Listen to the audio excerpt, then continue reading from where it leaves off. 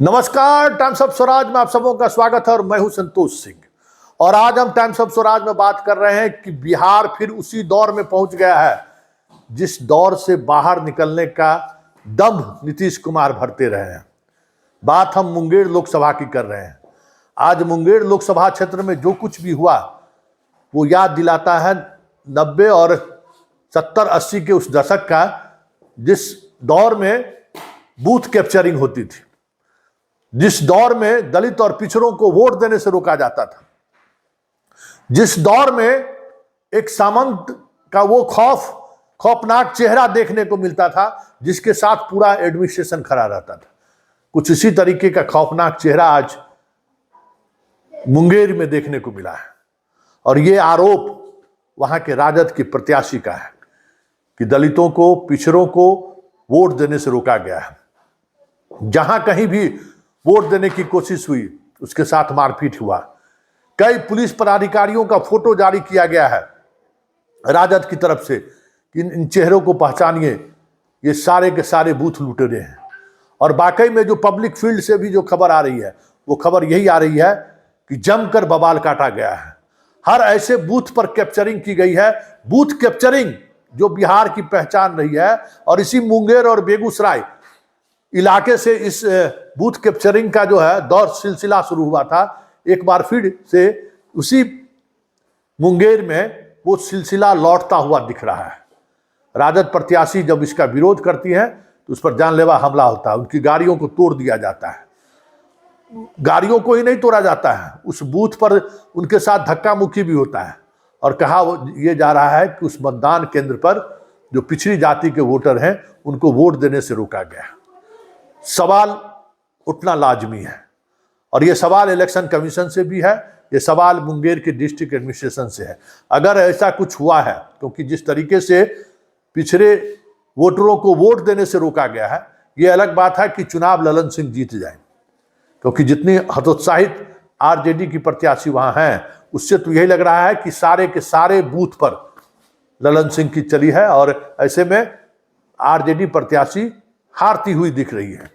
लेकिन बड़ा सवाल है, इस हार के बाद एक बार फिर से बिहार में एक अलग तरीके की सामाजिक हिंसा या एक अलग तरीके का वो जातीय हिंसा के आगोश में फिर से बिहार आ जाए तो कोई बड़ी बात नहीं होगी। और उसकी शुरुआत मुंगेर के चुनाव परिणाम से हो जाए तो ये भी बड़ी बात नहीं होगी। और इसके लिए ललन सिंह को याद किया जाएगा, ललन सिंह के चुनाव को याद किया जाएगा, तो ये भी कोई बड़ी बात नहीं होगी। जरा सुनिए आरजेडी प्रत्याशी क्या कह रही हैं और नजारा देखिए कि पूरे मुंगेर में हुआ क्या है।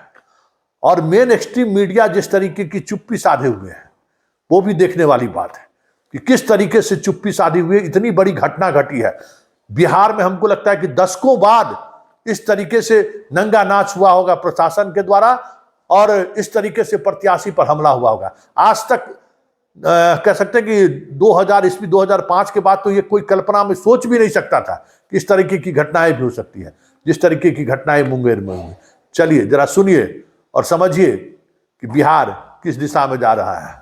और या यूं कहे कि जिस लालू जिस मकसद से इस बार उम्मीदवार को टिकट दिया था वो मकसद पूरा होता तो नहीं दिख रहा है। जरा सुन लीजिए क्या कह रही हैं अनीता देवी। अभी कितना टाइम हो रहा है, कितना टाइम। अभी मैंने डीआईजी मानू महाराज, डीएम अविनाश जी से सवेरे से फोन पे बात की हूँ। उनके मोबाइल पे मैंने मैसेज भी किया है कि हजारों से बूथ पर गलत वातावरण बनाए जा रहे हैं। फॉरवर्ड जो है वो बैकवर्ड को होने ही नहीं दे रहा है वोट, उन्हें साफ एक इतना गलत वातावरण बनाते हुए।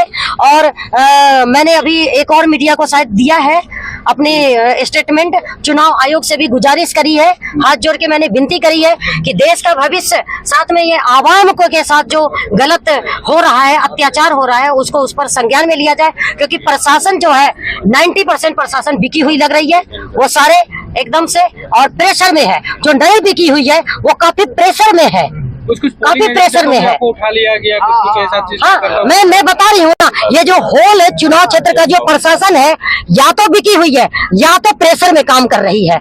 इसलिए निष्पक्ष कुछ नहीं हो रहा है, मुझे दिख रहा। प्लीज देखिए, अभी मैं क्षेत्र निकली थी यहाँ मुंगेर लोकसभा क्षेत्र का। यहाँ 13 मई को आप जान रहे हैं जैसा कि चुनाव हो रहा है। सवेरे से मतलब मैं क्या क्या बताऊं, ये तो हम वोटिंग एजेंट को बैठने नहीं दिया जा रहा है। उसका कि तेरा ये नहीं है, वो नहीं है, ऐसा है वैसा है, बहुत तरह से पोलिंग एजेंट को, है ना, पोलिंग एजेंट। उसके बाद महिलाओं तक से छेड़छाड़ कर किए जा रही है। जो जहाँ पे मैक्सिमम वोट मुसलमानों का, मैक्सिमम अल्पसंख्यकों का, मैक्सिमम वोट जहाँ पिछड़ों वर्गों का है, अति पिछड़ों का है, वहाँ सीधा कि चल भाग यहाँ से, तेरे को वोट नहीं देके जरूरत है तो निकल यहाँ से। और अभी खबर ये भी आ रही है और कि महिलाओं का और औरों के साथ उसके मोबाइल छीन ले रहे हैं और बहुत मारा भी है और कार्यकर्ताओं के साथ छेड़खानी मार के और बिना बेवजह का कई कार्यकर्ता को घर से उठा के बंद किया गया है इस तरह से। और अभी पता चला है पिपरिया ये सब में जो थम्पिंग और अंदर घुस के, खुले आम अंदर घुस के गलत तरीके से वोटिंग कर रहा है।